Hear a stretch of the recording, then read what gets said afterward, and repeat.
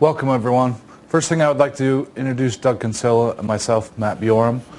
Today we're going to strictly focus on the QuickCapture technology of CorePro. We're going to discuss the different types of analytical sources of getting and bringing core or rock to surface. QuickCapture tool overview, we'll go over the coring configuration approach, also look at drill ahead capabilities for wireline for increased cost savings. QuickCapture animation, actually an animation of how the video or how the tool works downhole. The tool assembly, we'll look at the actual breakdown and the components of the tool, look at how the tool is set before it goes into the hole, and also give a tool activation example. Surface handling and data acquisition, once we bring that tool to surface, what we do with the data, what we do with the tool, how do we transfer the liquids, and how do we collect all the gases. And then we'll shortly go into some of the obtainable deliverables and then have a question and answer session at the end of the presentation. First thing we have to look at is, from an analytical lab's perspective, is how do we get a hold of rock at surface to be able to analyze its certain properties. There's several different methods of collecting whole rock samples, whether it be cutting, sidewall, conventional wireline, or pressure coring that we talk about.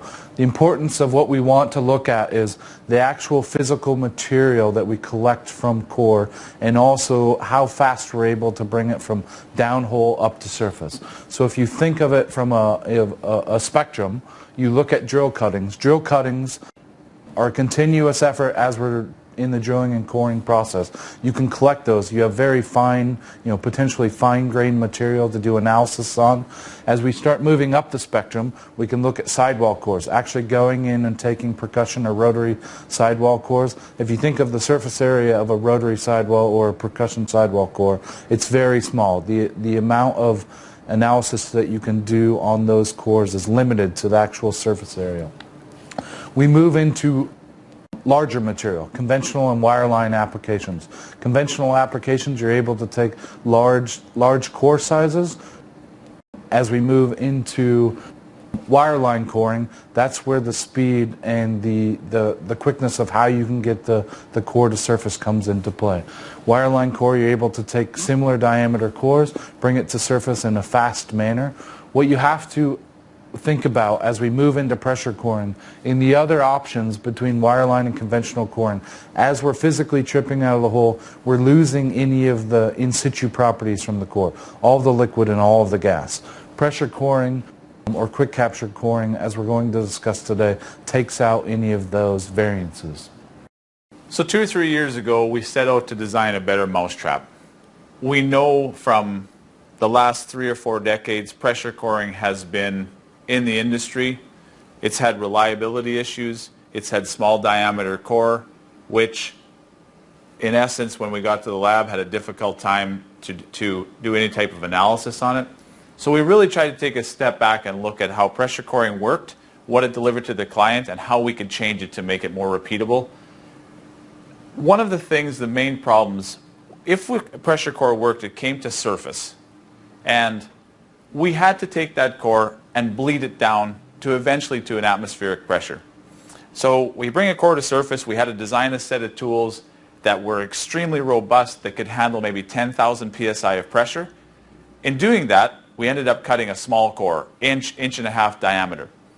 So we thought just outside the box a little bit, and we said, if we're going to bleed it down on surface, instead of bleeding it down on surface and bringing this methane-filled bomb, why don't we bleed it down on the way out of the hole? So the whole really idea behind the tool is capture everything in the core, it comes to surface as a reduced pressure and stores everything in the core barrel and canisters.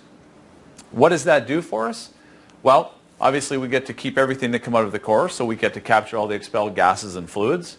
We can cut a much larger diameter core, 3-inch if we're doing a wireline, 3-inch if we're doing it on a conventional platform in small hole, 6 1/8 or greater. Or we can cut a 4-inch diameter core if we're in hole sizes 8.5 and above, and we run it on the conventional coring platform. The tool is designed with a 10-foot barrel. Honestly, it's an arbitrary number. We chose 10 feet for coring efficiencies. Also, we chose 10 feet for a day to pack within a certain amount of reservoir. As the tool has expanded market and expanded reservoirs, we're now understanding there may be reservoirs we only want a 3-foot barrel. There may be reservoirs where we want a 30-foot barrel. We will be offering the option of the length of the barrel to match the demands of the formation and the answers you're looking for. There's pressures and temperature transducers throughout the barrel and the canisters. This allows us to record what's happening as we're coming out of the hole, and we can watch the barrel vent off the gases expelled from the core and store them in the canisters. We limit the tool to a 500 psi working pressure on surface to create a safer work environment. And as most people like to know, we have a new type of valve. It's a proprietary sealing system on the bottom, and that's what gives us mid 90% efficiency and repeatability in the tool. Now we need to discuss the different types of coring configurations and approaches that clients would take, that we would work with you independently, spend the time working over what is your target reservoir, what are you trying to achieve. We have, as I discussed earlier, the different types of methods. Conventional versus wireline method. How do you make that decision? Conventional method, you use the drill string that's already there on location, cost savings for the client yourself, and additionally working with the rig. We can take both a 3-inch and 4-inch applications. Conventionally, you're limited in what type of kit you needed to move to location. There's no extra drill pipe required, but the main importance for this is it's suited for shorter coring intervals or long drill breaks in between coring intervals. If you're only looking at taking, two 120-foot coring intervals and they're spread out over 300 meters, 100 meters, 1,000 feet, it makes it makes the case for the conventional application. As we move into the wireline application, the big point that we need to discuss here is there's no tripping required in between coring intervals. If you look at the coring configuration on the left side of the screen, we can easily go from 90-foot coring applications, go straight into a QuickCapture application, go back and forth as we go down the hole. The other benefit that is capable is drill ahead capabilities. If we have long coring intervals and short drill breaks, we simply insert a drill insert and drill from each coring interval to the next as we travel down the hole. We can run any type of configuration. We work with you, the client, or work with the laboratory themselves to ensure that we get the most efficiency out of the coring configuration approach. As discussed, here's just a quick blow-up of the coring and drilling mode. Simply be able to go from actually coring your rock, dropping an insert in, drilling ahead to the next target coring interval, and then switching back and forth depending on the coring plan. Yeah, here's a QuickCapture animation. The animation focused directly on the wireline platform for the purpose of the video. You can just imagine it on the conventional application. It has two parts to the video, both the coring operation itself, it'll show you a quick core to QuickCapture operation, and then transfer into the actual surface handling of the barrel and the canisters once they get to surface. The revolutionary technology behind QuickCapture allows 100% of all in-situ gases and liquids to be collected at safe working pressures, giving a complete and accurate picture of the reservoir to guide productivity while speeding up on-site decision-making and avoiding rig downtime. Traditional pressure coring technology has only been available in conventional coring applications, which means the drill string has to be tripped in and out of the hole to cut and recover the core, which adds significant rig time costs and more safety concerns, as most accidents on a rig floor occur during tripping operations.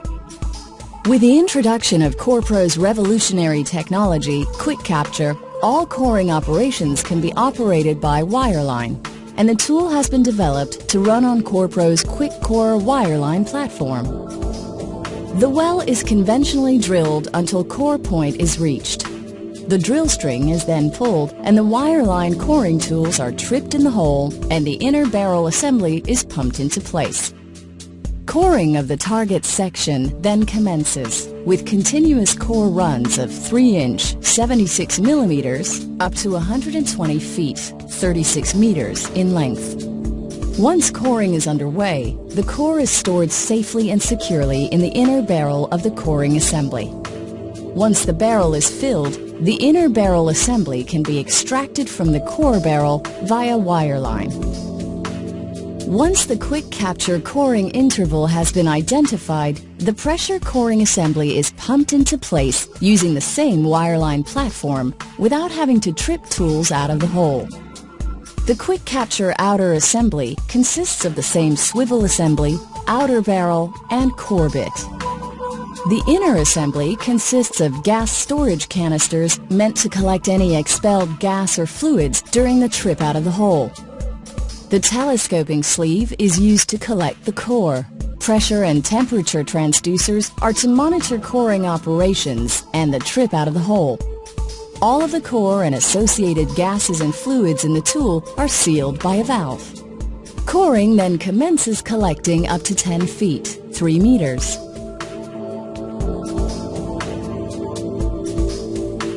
After the interval is cored, the assembly is hoisted off bottom to break the core at the bit. The wireline is run down and latched onto the QuickCapture coring assembly. An initial pull begins to set and stroke the tool, allowing the core to pass the valve assembly and seal the tool. A secondary pull disengages the tool, and the inner barrel starts the trip to the surface. As the tool is being tripped to the surface, the decrease in hydrostatic pressure allows the core to release gases and fluids. For safety precautions, the tool is not allowed to reach any pressures above 500 psi, so as the tool is tripping out of the hole, all gases and fluids that are expelled from the core barrel are collected in the series of gas storage canisters on top of the tool. Each canister is fitted with a pressure relief valve, pressure sensor, and pressure and temperature recording transducer. The pressure relief valve works by a pressure differential preset on the tool to allow communication between the barrel and canisters once the desired pressures are met. As another safety precaution, the tool is fitted with pressure dump valves. In case of any failures in the tool due to plugging or malfunction, all of the pressure will be released. Once the tool reaches the surface, it is laid down and the barrel and canister recovery process begins. First, the gas storage canisters shut in and then are removed from the tool and set aside for future analysis. As the core barrel is still a live system, it becomes the first priority of the well site hands. Pressure and temperatures are downloaded to monitor the tool and deem a successful test has been completed. Next, all the gas is released from the tool with the total volumes being measured and recorded. Once the tool is lowered to 0 or an acceptable pressure, the core is extruded and transferred to a transportation canister. The core barrel is then wiped clean, with all fluids collected to be transferred to the lab for further analysis.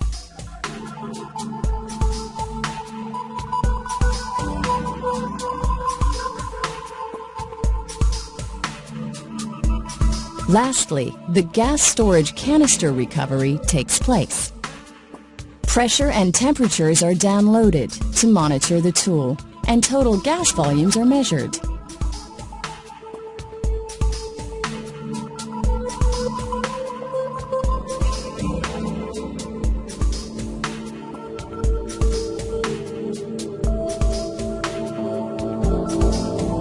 Once all of the gas has been measured, the fluids are pumped out of the canister and collected to be sent to the laboratory for further analysis.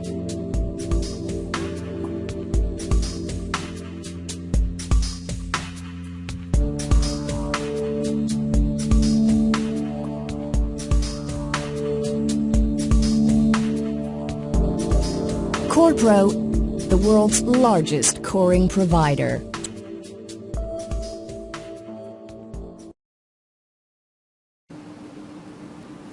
So now a little bit of nuts and bolts about how the tool works.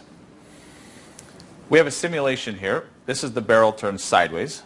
It's not horizontal coring, it's just turned sideways for ease of showing you how it works. We have a barrel and it's full of core. On top of that barrel, we have pressure and temperature transducers that are monitoring what's happening in the barrel while we trip out of the hole. On top of that barrel is a canister. Canister is a little bit unique. Inside it is a piston. The piston is capable of floating.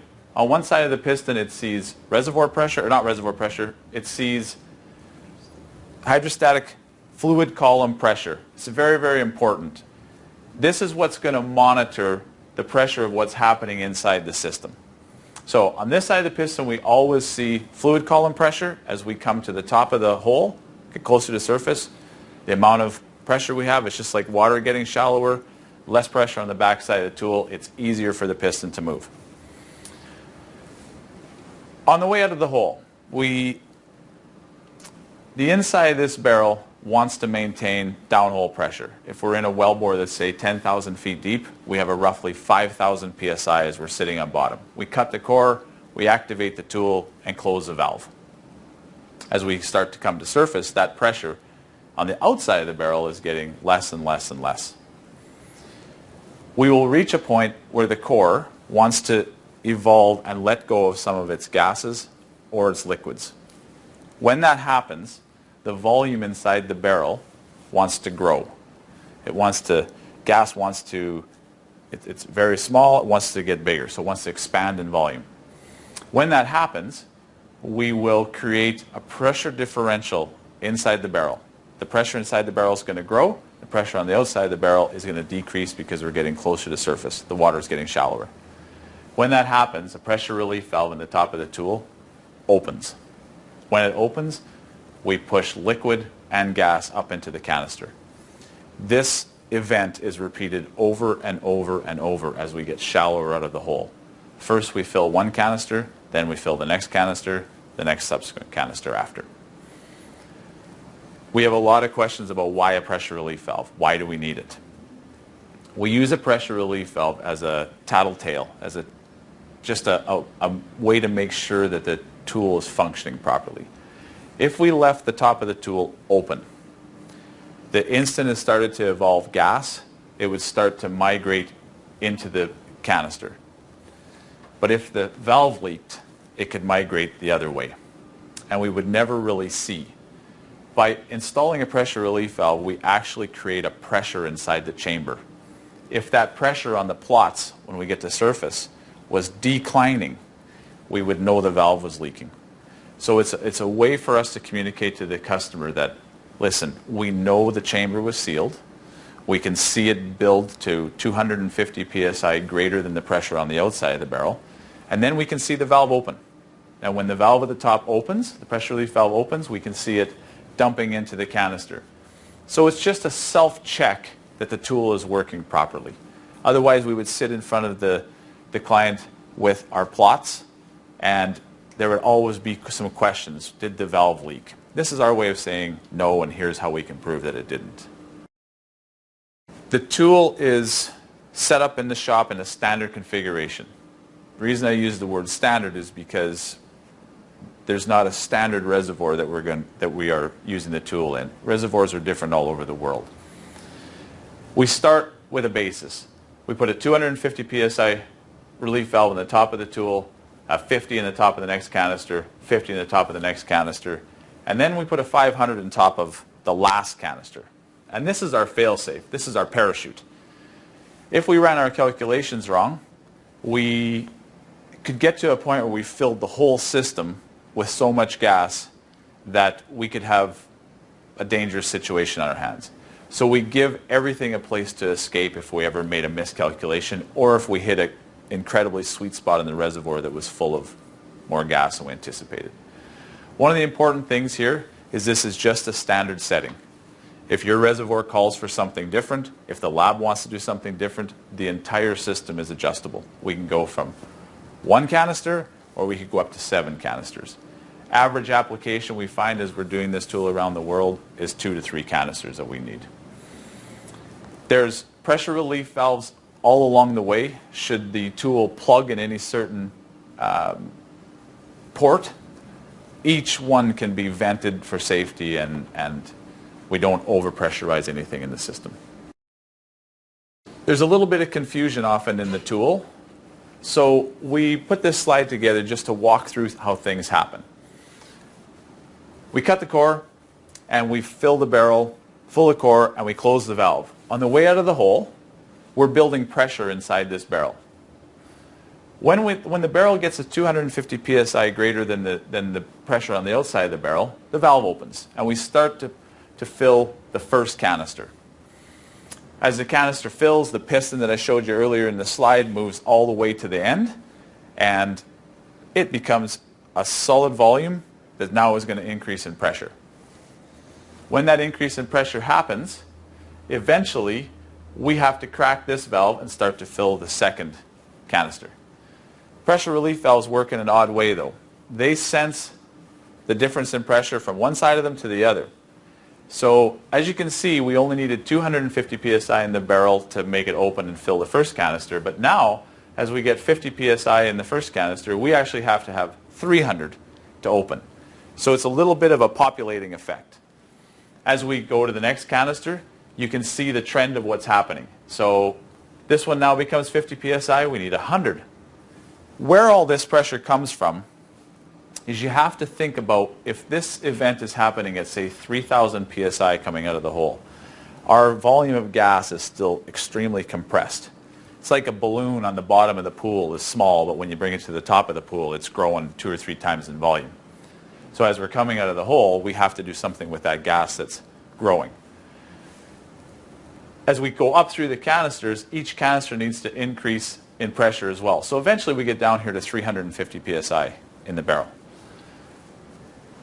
We've miscalculated, we've hit the best spot in your reservoir that could ever be, and we've got too much gas. The system's designed, there's a pressure relief valve at the top, it's a bit of a panic valve. It's going to open and simply vent into the wellbore on our way out.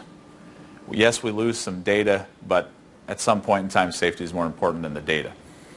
What it would mean is we'd get to surface, we'd have 500 psi in the top canister, 550, 600, and 850 psi in the barrel. You're probably thinking, hang on, 2 or 3 slides ago, you said the barrel was only going to be at 500 psi.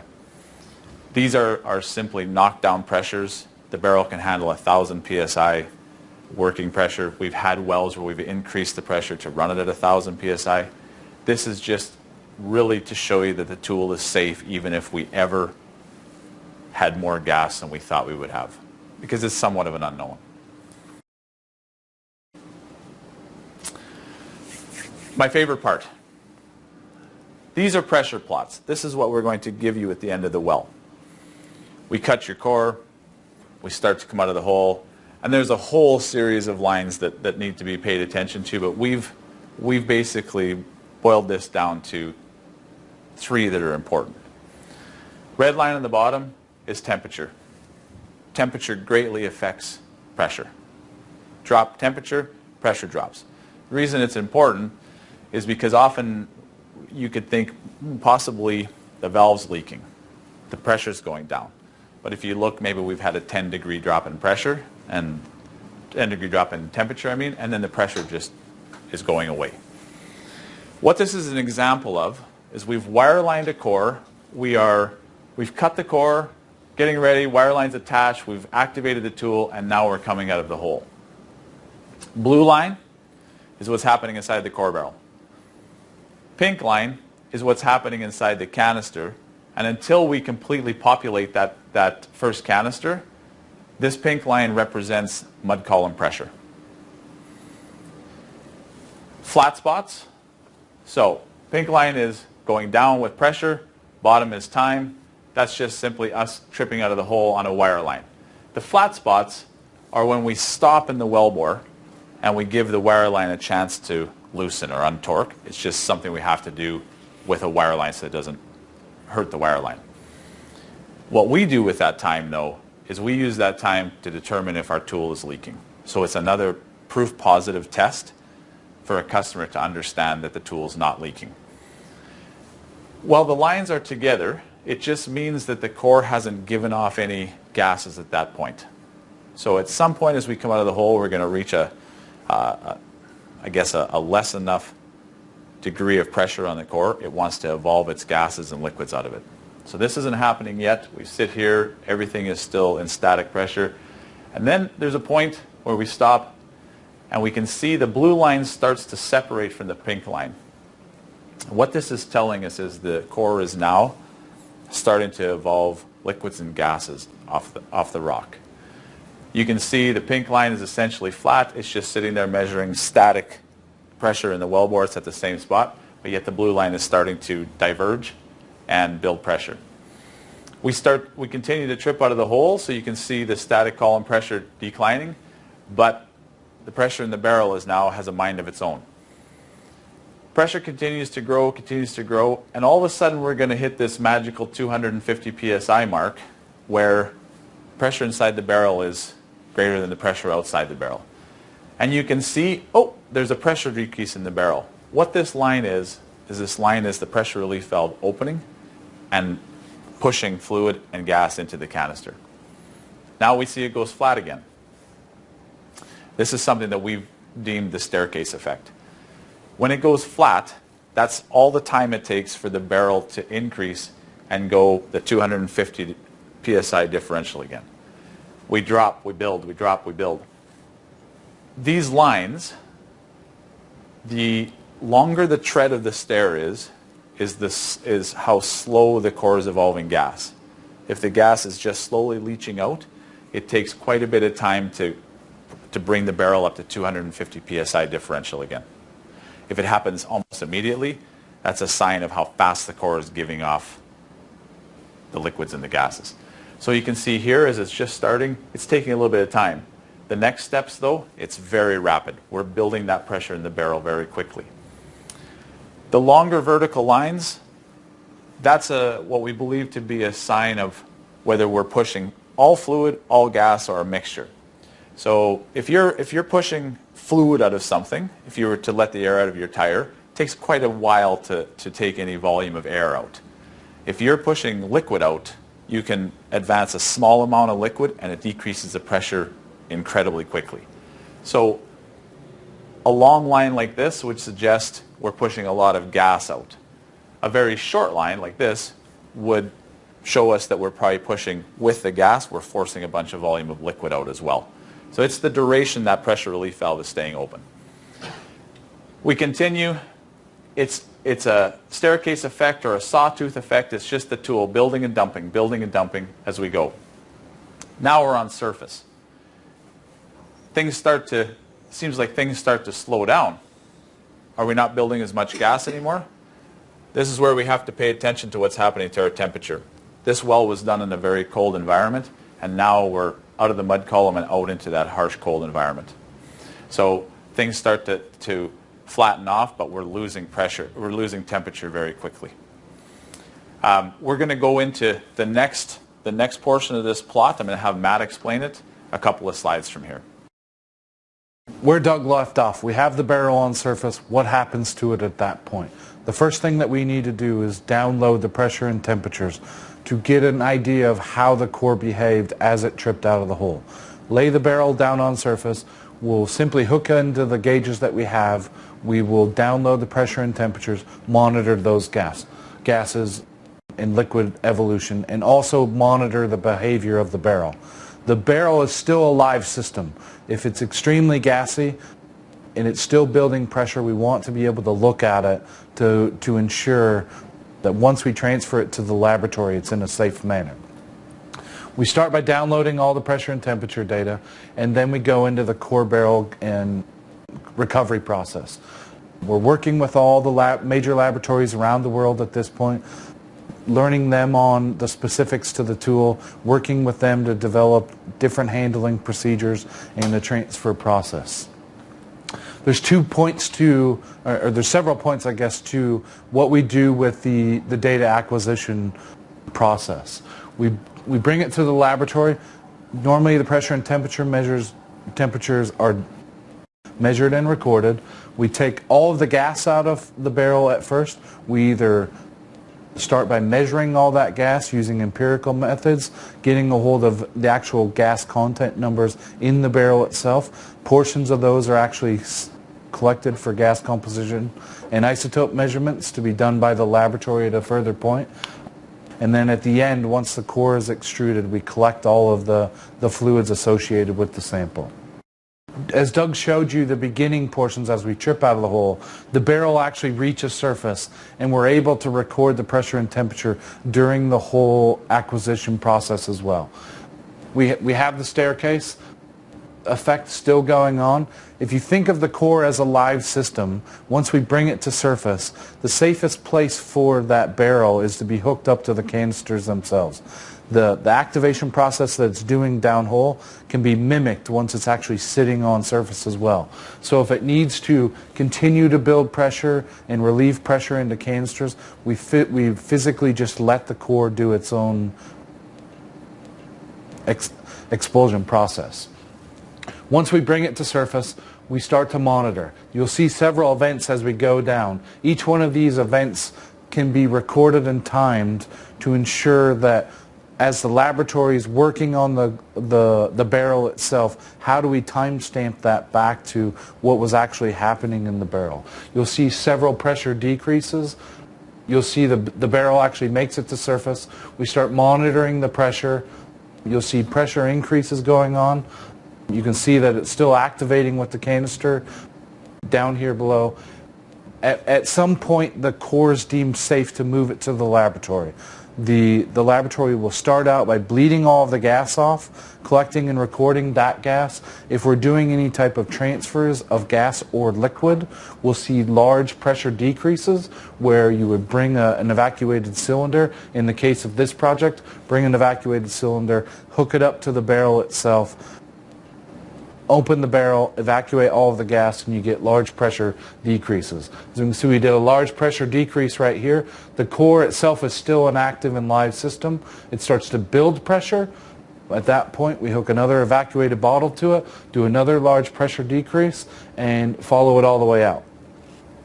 At some point, the core will be lowered to an acceptable pressure, whether it matches hydrostatic pressure. If it's still a live core, it may never, reach an acceptable PSI before you extrude it. A lot of methods would be to actually chill that core, put it to sleep, let the gas evolution process slow, and as soon as you're done with the core barrel, you'll see activations with the barrels themselves, or with the canisters themselves over here. We treat the canister exactly like we do with the barrel. We pull all the gas off of it, and then we pull the liquids off as well. We're able to record the temperature changes as we do. Many applications, you'll actually heat the sample, so we'll be able to help drive off the gas itself. So you'll see temperature changes from the temperature recorders. Core extrusion process. As I discussed, at some point we have to extrude the core from the barrel.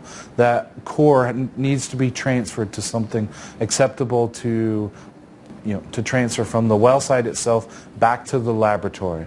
There's several different methods that are being used right now. We work with the client, we work with the laboratory specifically to develop how we'll monitor and how we'll actually do that transfer process. The example being shown here is the core is simply extruded from the barrel itself as a 10-foot piece of core directly into a 10-foot adjacent canister. Extrusion processes are very quick for the most part. Giving this method simply is 5 to 10 minutes by the time you open the barrel and transfer it directly over to a canister itself. The first question is, how much is lost during that transfer process? From a gas perspective, is one of the reasons that we monitor the pressure increases over time and then take total volumes. So we can plot volumes and pressures against each other, know how much the core is physically giving off in a 5 to 10 minute period, and apply that back into the total gas calculations. From a fluid perspective, it is extremely important that we collect every drop of fluid. So that process is fairly quick. We'll just use drain and collection buckets. At the time that it's actually transferred into a barrel, the custody of the core itself is handed over to the laboratory. Collecting all that fluid, as I discussed, is extremely important. So we want to ensure that not only is the barrel or the core itself wiped clean, but also we need to get everything out of the barrel. So we've developed a few methods to actually cleaning the inside of the barrel itself, plunging it, actually pushing the liquid through depending on the reservoir type, keeping the barrel heated to ensure that we get everything clean.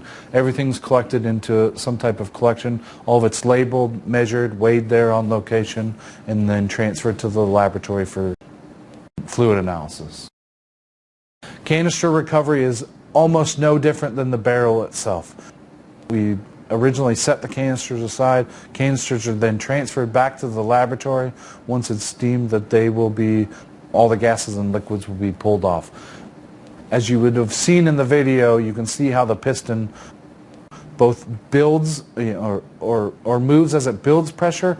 We pump into the backside of that same exact piston as we go to extrude the liquids at the end of the project. Same thing, we monitor all the pressure and temperature data. We collect all the total volumes of gas, all the total volumes of liquid, and then transfer all that to the laboratory. Next we'll go into just a quick overview on the obtainable deliverables of the tool itself. As the tool is being put out into the marketplace, there's several applications for the actual deliverables from what the tool itself can do in different types of reservoirs. Are we in a dry gas? Are we in a wet gas? Are we in a liquid-rich environment? Obtaining all that information and working with the clients is the most important thing.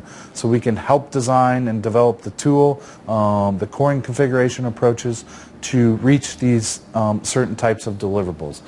Some of the deliverables that we are putting on the tool at this point, getting a hold of oil in places, getting a hold of gas in place, looking at gas to oil and even water ratios, looking at gas content analysis, looking at oil and gas compositions, looking at the geochemistry from both the gas, the rock, and the liquid itself, and then all types of reservoir fluid analysis, trying to tie that back to saturation measurements, looking out there into any types of PVT analysis that we can adapt to the tool.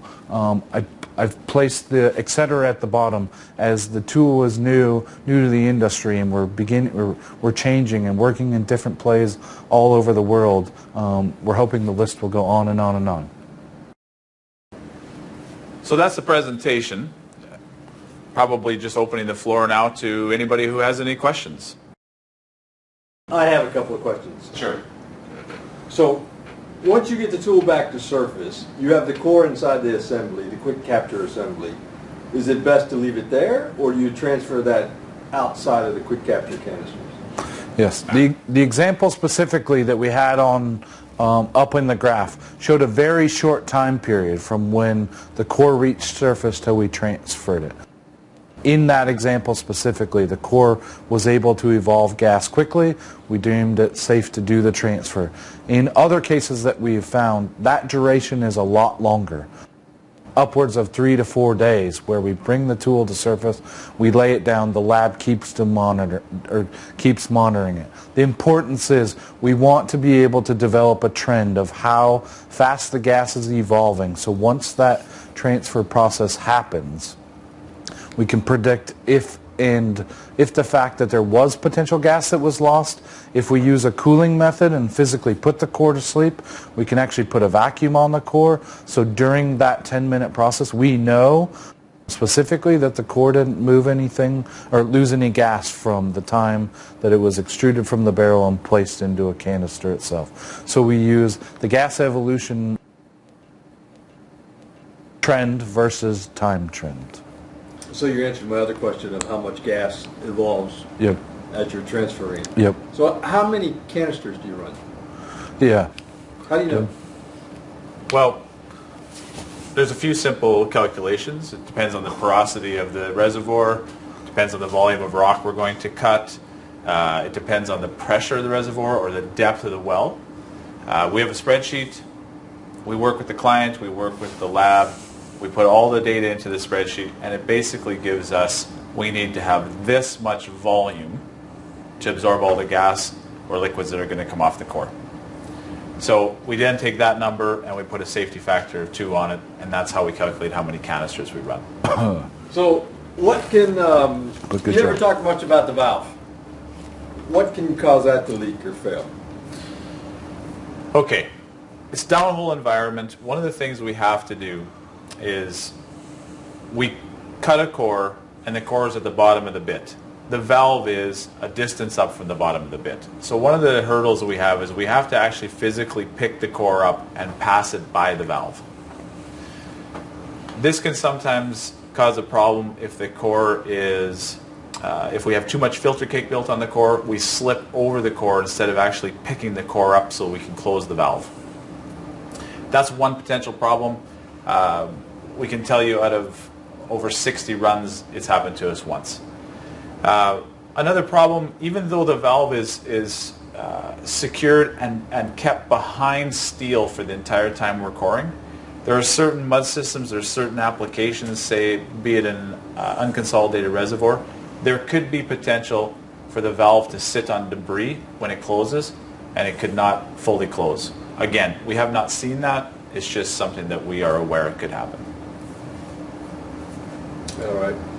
Then you spoke to it, but tell me again, what happens if you fill all the volume of the canisters coming out of the hole? If you have enough gas that everything is full? If everything fills, if our spreadsheet has told us a number and it's a miscalculation, if we're in a sweet spot in the reservoir, the system is designed that when we reach maximum pressures, it leaks. I mean, data is important, but it's not as important as the safety of everybody. And the last thing we can do is bring a tool to surface that's over-pressurized. So we have working limits on the tools. We set pressure relief valves through the barrel and all the canisters. And if we have filled the system full and overfull, it simply bleeds out into the drill string column as we're tripping, or if it's a conventional mode, it bleeds out into the wellbore. What needs to be discussed there is it's still the pressure relief valve system. So as soon as it drops below that acceptable pressure, it once again closes again. So if it happens during the trip out of the hole, you're not going to lose all of your properties. You're not going to lose all of your liquid and all of your gas. It still maintains that pressure differential between working components. So as temperature starts to decrease, once you come out of the hole and the core starts to go to sleep, it may fall below that threshold and still keep everything contained. So essentially, you're going to lose the top portion of your information. We're going to be able to see when that happens coming out of the hole, and if it happened 50 meters or 150 feet from the surface, no, we won't be able to quantify the exact amount of gas that's lost, but at least you have this much gas and we've lost the little band at the top for safety reasons. How often does that happen? You had statistics on the other one. I mean, do you know how often that's happened? Hasn't happened. No. It would take a lot for it to happen. We would have to core into a really sweet spot. I think where the bigger risk of it to happen is if we're in a pure exploration well where there's no offset data. So right now, typically customers are going back to prove something or to challenge something. They have quite a bit of data on the well already or data on the formation already, so we can do a good calculation. If we were wildcatting or doing an exploration well where we didn't have that type of information, it could be a risk. It's small because you're losing temperature coming out of the Correct. hole. Correct. So PV equals nRT. Yep. It's always dropping. Correct. So you gave an example of 3 canisters, and you had a 250 psi. Do you call them cracked valves or check valves? Then you had a 50 and a 50. What if you? And then you said you can run up to 7 canisters. How do you determine what the settings are in between the canisters? Well, the way we do it is, if you remember from the presentation, we have to overcome each one of those pressures as they build. So it's a little bit of a mathematical game where if we say set every canister at 100, you can do math very quickly. If there's 7 canisters, it'd be 700 psi, and the barrel set at 250. We're getting the pressure in the barrel too high.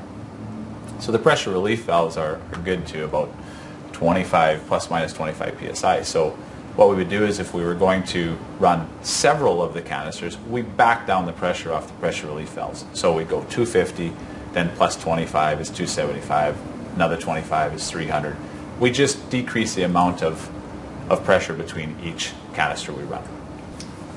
And then what about tripping speeds? You never spoke about how fast do we, I mean, coring, we're always worried about trip speeds. Yep. What about coming out of the hole with QuickCapture? Yep.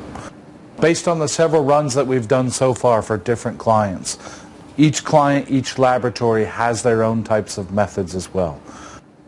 We work with the client themselves, depending on if it's conventional, depending on if it's a wireline application.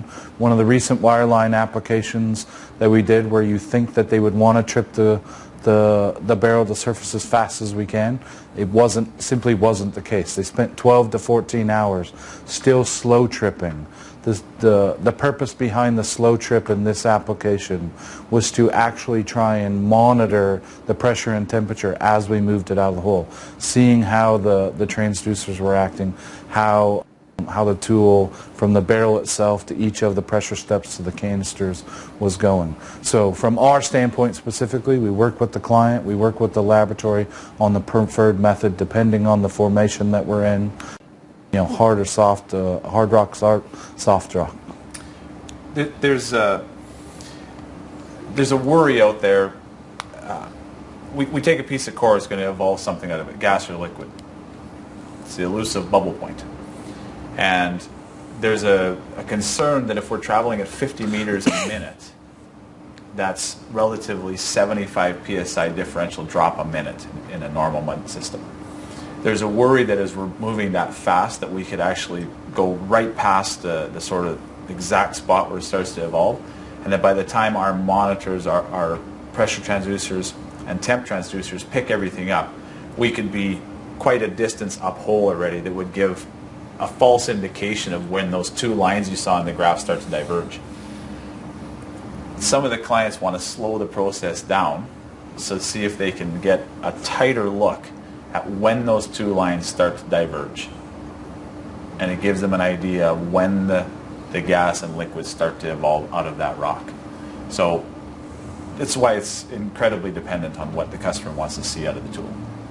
If there's no other questions, thanks for everybody coming today. Glad you gave us your time.